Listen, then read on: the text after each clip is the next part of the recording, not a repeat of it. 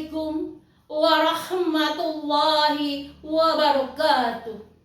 Alhamdulillahi rabbil alamin. Wassalatu wassalamu ala asrafil anbiya wal mursalin Sayyidina Muhammadin wa ala alihi rasulillahi ajmain. Bapak Ibu Dewan Hakim yang saya hormati, serta hadirin wal hadirat yang dirahmati Allah.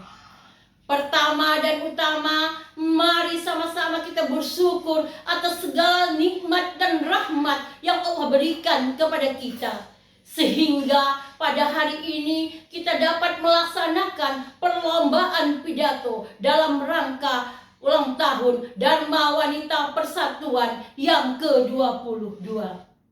Dan tak lupa pula salam beriring salawat kita kirimkan kepada junjungan alam Nabi besar Muhammad sallallahu alaihi wasallam. Allahumma sholli ala sayyidina Muhammad wa ala ali sayyidina Muhammad. Mudah-mudahan kelak di yaumil akhir kita mendapat syafaat. Amin, amin ya rabbal alamin. Bapak Ibu Dewan Hakim yang arif dan bijaksana, serta hadirin hadirat yang dirahmati Allah. Pada kesempatan ini saya akan menyampaikan tema pidato, yaitu peranan perempuan dalam mewujudkan moderasi beragama. Di era sekarang ini banyak kita lihat terjadinya konflik, bahkan sampai kepada kekerasan, termasuk kekerasan agama. Hal ini terjadi karena ada sebagian kelompok minoritas yang merasa terisolir dan tidak terpenuhinya hak-hak dan lain sebagainya. Untuk menciptakan rasa aman dan nyaman, pemerintah mengusung suatu konsep moderasi beragama yang sangat diperlukan dan dilaksanakan. Apakah moderasi beragama itu? Moderasi beragama merupakan suatu konsepsi dalam menciptakan sikap toleransi dan rukun untuk mewujudkan rasa persatuan dan kesatuan bangsa. Sudah sepantasnya jika perempuan dijadikan sebagai akar dan sumber dalam mewujudkan moderasi beragama. Karena perempuan merupakan madrasah pertama bagi anak-anaknya. Dan perempuan memegang peranan penting di dalam rumah tangga, dalam penanaman bibit-bibit perdamaian, cinta kasih, dan toleransi kepada anak-anaknya sejak dini. Baik ketika dia menjadi seorang ibu, ketika dia menjadi seorang istri, bahkan ketika dia menjadi bagian daripada masyarakat. Untuk mewujudkan moderasi beragama, perempuan memerankan beberapa peran. Pertama, ketika perempuan itu berperan sebagai seorang ibu, ialah yang pertama sekali menanamkan jiwa toleransi dengan tulus dan ikhlas kepada anak-anaknya sejak dini.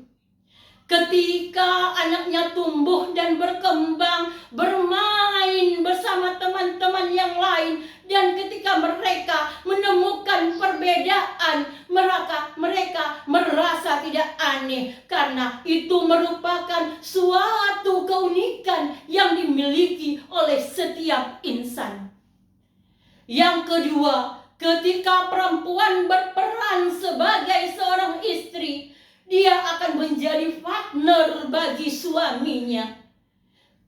Suaminya tidak merasa sendiri ketika menghadapi suatu permasalahan.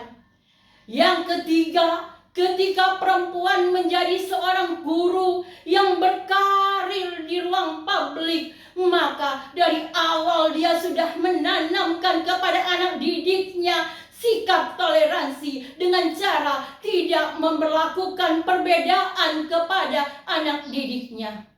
Yang keempat, ketika perempuan berperan sebagai bagian daripada anggota masyarakat, dia akan menanamkan nilai-nilai toleransi seperti dalam kegiatan majelis taklim dan lain sebagainya.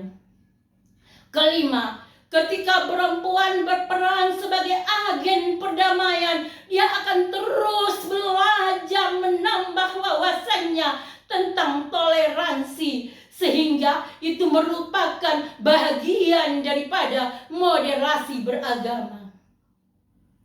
Mari kita berkontribusi dan menjadi pelopor dalam moderasi di negeri ini, dalam menciptakan rasa aman dan nyaman, dengan menganggap tidak ada perbedaan di dalam masyarakat.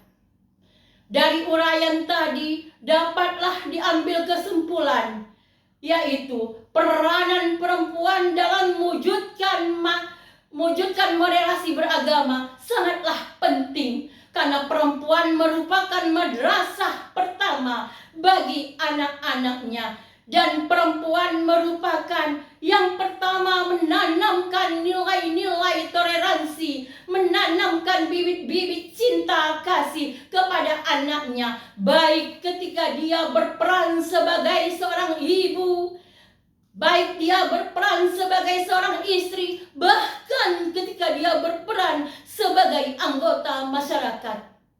Demikianlah yang dapat saya sampaikan. Saya akhiri dengan wabillahi taufik wal hidayah. Wassalamualaikum warahmatullahi wabarakatuh.